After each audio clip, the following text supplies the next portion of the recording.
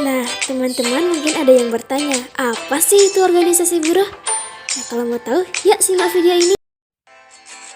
Nah, jadi serikat pekerja atau serikat buruh adalah organisasi yang dibentuk dari, oleh, dan untuk pekerja atau buruh, baik di perusahaan maupun di luar perusahaan, yang bersifat bebas, terbuka, mandiri, demokratis, dan bertanggung jawab, guna memperjuangkan, membela, serta melindungi hak dan kepentingan pekerja atau buruh, serta meningkatkan kesejahteraan pekerja atau buruh dan keluarganya. Sentral Organisasi Buruh seluruh Indonesia adalah Federasi Serikat Buruh Permanen yang pertama kali dibentuk di Indonesia. Didirikan di Jakarta pada tanggal 29 November 1946. SOBSI terlihat aktif dalam revolusi kemerdekaan Indonesia dan merupakan serikat buruh terbesar di negara tersebut selama keberadaannya. Gerakan buruh merupakan istilah yang digunakan secara luas untuk menjelaskan dinamika organisasi kolektif para pekerja atau buruh dalam rangka menuntut perbaikan nasib mereka kepada majikan atau pengusaha dan kebijakan-kebijakan perburuhan yang pro-buruh dan adil. Saat ini sudah ada tanggal khusus untuk memperingati Hari Buruh. Ada yang tahu? Yaps, benar, yaitu setiap tanggal 1 Mei. Salah satu perkumpulan yang pernah ada di dalam sistem organisasi buruh adalah Perkumpulan Adi Dharma. Nah, di antara teman-teman mungkin ada yang bertanya, siapa sih yang mendirikan perkumpulan ini? Jadi, perkumpulan ini didirikan oleh Suryo Pranoto yang merupakan kakak dari Ki Hajar Dewantara di tahun 1915.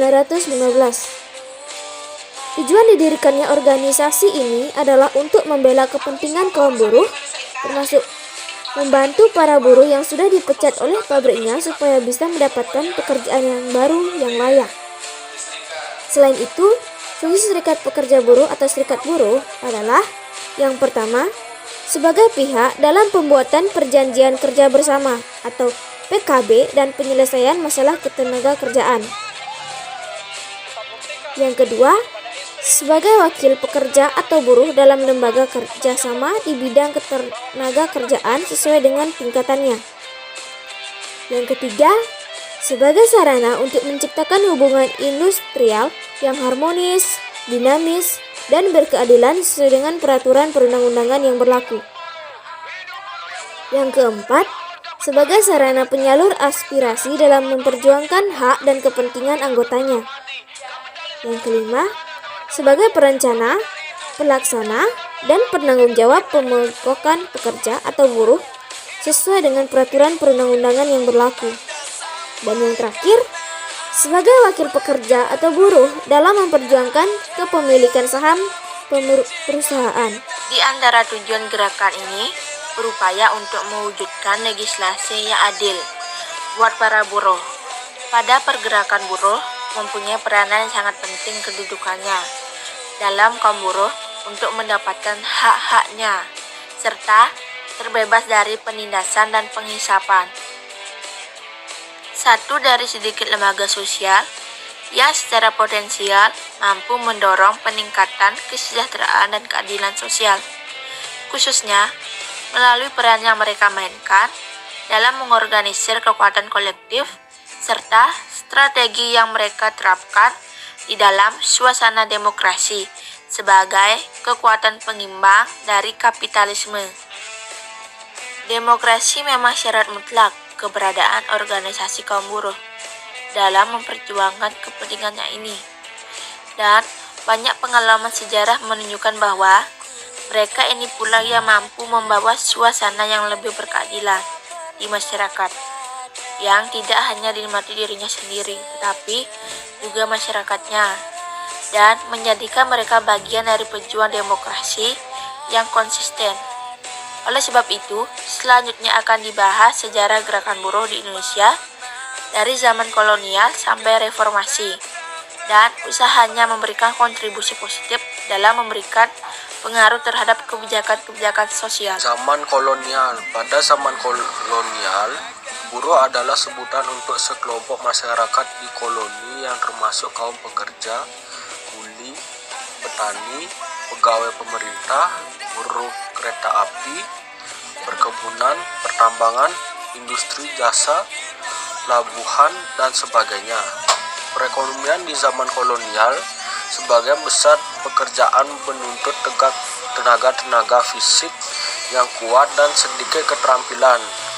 Oleh karena itu, banyak penduduk khususnya di perkotaan yang bekerja sebagai buruh dengan upah harian atau per jam yang sangat rendah, tanpa jaminan pekerjaan yang mengakibatkan buruh harus terus berpindah bekerja dari satu pekerjaan ke pekerjaan lainnya.